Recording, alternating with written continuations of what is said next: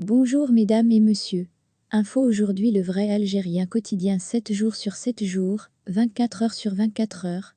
Voir les titres. Merci. La France et l'Algérie forment un couple indissociable. Les uns comme les autres, nous sommes tous blessés.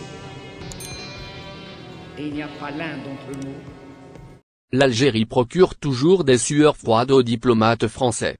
Puis encore, le poste d'un ambassadeur ou de consul français à Alger est l'un des postes les plus prestigieux, mais aussi, et surtout, des plus éprouvants, révèle à ce sujet un livre enquête paru ces jours-ci en France. Il s'agit effectivement d'un ouvrage rédigé par deux journalistes français expérimentés sous forme de grande enquête dans les coulisses diplomatiques de l'État français. Ce livre est intitulé Le déclassement français et ses deux auteurs sont Christian Chesneau et Georges Malbruno.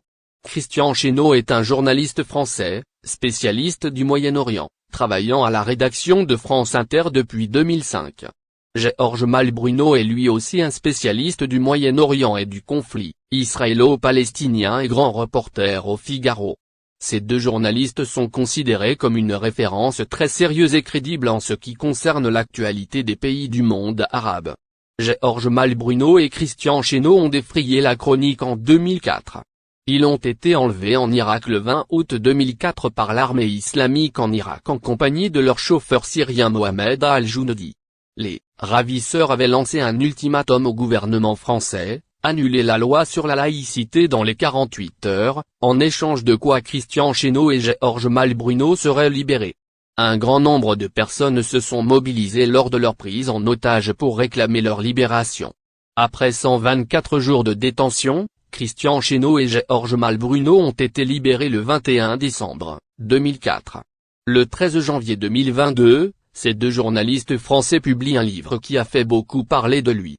Il s'agit de l'ouvrage Le déclassement français. Ce livre revient sur les raisons profondes de ce déclassement français.